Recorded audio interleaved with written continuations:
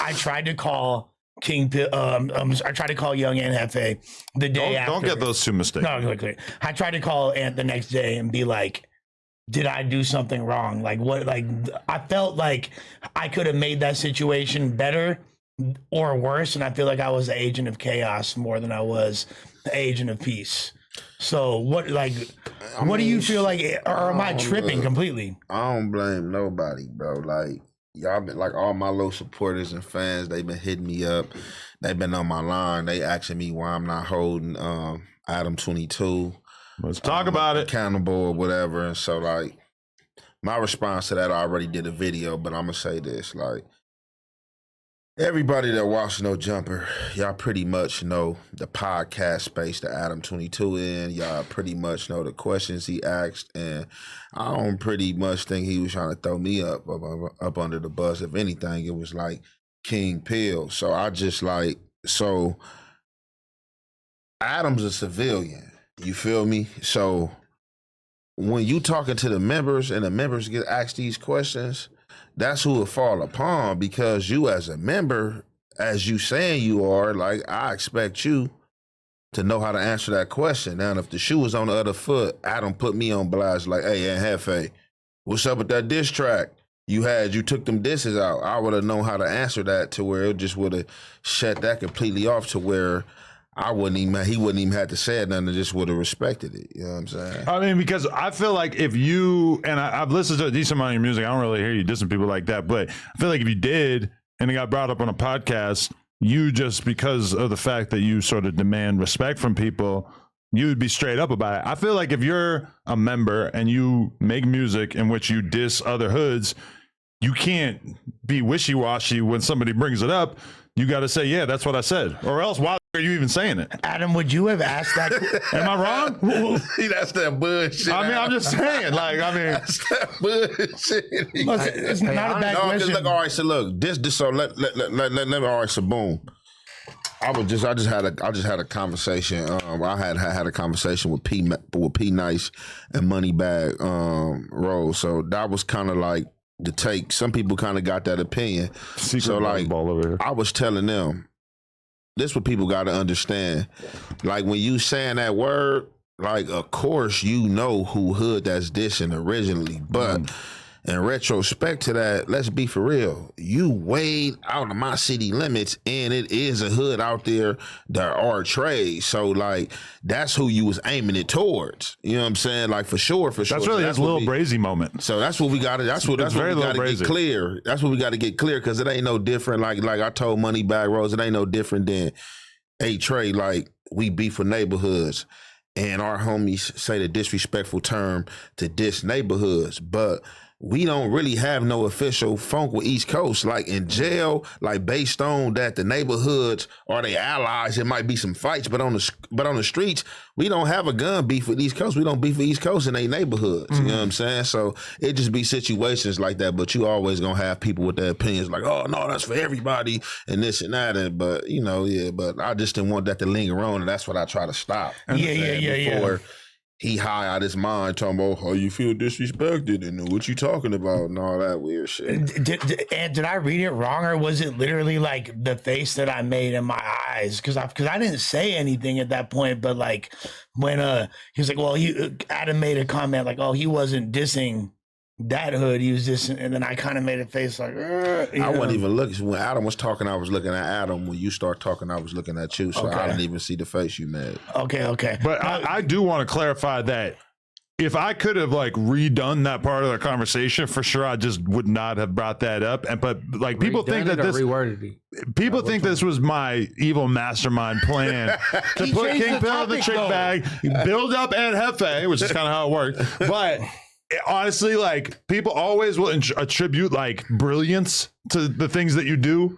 In reality, it was like me just talking out loud, just thinking out loud.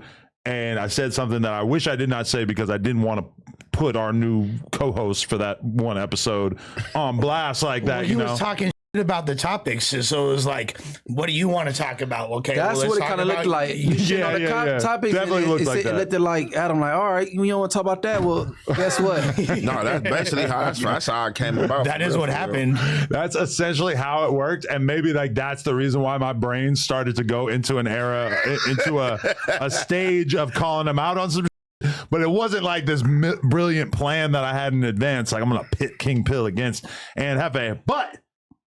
That is kind of how it works. How did you feel seeing him sort of act like a feral cat coming in and attacking me after the podcast? Once you had already left, Munchie had already left, all the gang members had already left. It's just me left, and King Pill decided to have his little moment with me. What did you think of that? Because then very quickly after that, he started throwing some salt your way, which was very different energy than what he was putting out on the podcast. That's the only thing I can't respect, man. And that's what I be saying. I know better because I be kind of seeing energies, man, and people like, and I don't know if you can see and you can feel, man. I don't like, man, like that shit was just goofy. But like, I mean, what could you expect? He like a character that's on social media that's coming with the gimmicks. So when I seen it, I was just pretty much like, all right, I wasn't gonna even say nothing because that ain't what type of dude I am. Leave no jumper, leave somewhere, a space I was just with you at, and you had all the space and opportunity like to get jiggy if you wanted to, and then I make a segment. Like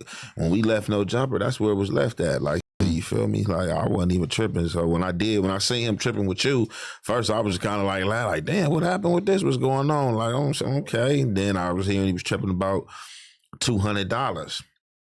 It's bad out here. You feel me? Like shit, it's bad out here, man. Not only do you need $200, but you can't wait 20 minutes to get it. If I ain't had no money to my name, I'll be tripping about my 200 too. Right. But yeah, we ain't tripping about no 200. And when you left though, you wasn't like, them was like teenage years. When you walked out of the podcast that day though, there was no real lingering tension. Everything Hell no, was he chill, walked, man, on gangster. He walked right behind me. Look, he was walking behind me. I got up first. He got up behind me. He said he got to use the bathroom the whole way. I don't walk fast. He was walking behind me the whole time, walking behind me till we got up here to where the bathroom was at. And he was like, hey, Aunt, you got to use the bathroom? I'm like, no, I'm out of here. He was like, all right, for sure, bro. I'm about to use the bathroom. And shit, we exited out of here and left. Yeah. So like, but I felt like even like way before that, like after the conversation, it kind of became cool, or at least like it wasn't. Yeah, it wasn't nothing. Like, as long as we got that understood, we not even about to play with the set or play with the community. Like, I wasn't like mad. Like, you know what I'm saying? Like, we got past that. Look, once I said what we on, and that was that, and like what we on, I didn't take that out that I was calling him out. What we on, I set that out there to say either we can get to it or we can leave this subject alone. Either or is fine with me. Either we gonna leave this subject alone or we gonna crash about this. You were shit. looking right at him when you know said you said what we man, are. people know who I was talking to. Like it ain't all you was talking to the room. No, I would have been like, what subject or topic we on? I was talking to him when I said what we on. He said what we on. I said explosive. Hitting his booty. For sure. Yeah, I was trying to move it along. That. Yeah. So, how do you guys feel seeing King Pill signing an exclusive contract? Or I don't know how exclusive it is, but now he's officially Team Cam Capone News, which I think is interesting because, I'm just going to put a word out there to Cam Capone. You may have to learn the same lesson that I learned. Homie's a J-Cat. You bring him into your place of business, he might try to squabble up with you. I don't think that'll happen, right? Because I think that was misdirected energy from the the earlier fiasco or whatever, and then over there, Cam Capone in a group setting. But who's to say that somebody else doesn't come on the Cam Capone platform and punk him out, much like the same scenario? He waits for them to leave, and then all of a sudden he's trying to beat Cam Capone's ass in the studio. You're crazy. Because that's basically what happened to me. I'm a victim. I don't get to be a victim on this podcast very often, but I had a deranged blood attack me.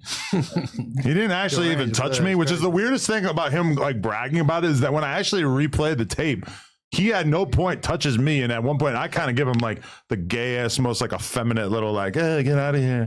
Like it's really not like the toughest looking thing I ever did, but it was. So it was basically just get out my face type shit. But not like in like a mush type way, more in just like a like Will and Grace. I don't know. Shouts to Pill's homies though for like being solid and 4 or 5 Bics. Yeah, and they kind of saw that maybe my homie isn't acting logically right now. We should remove him from the situation, and they did it in a very graceful way, as chill as a way you possibly could, despite the casualty of the 4 basketballs that were knocked over. You feel me? Like, other than that, I believe it was 3. Yeah. I picked them up, so I saw 3 or more balls laying on the ground, and it was kind of disturbing. Yeah.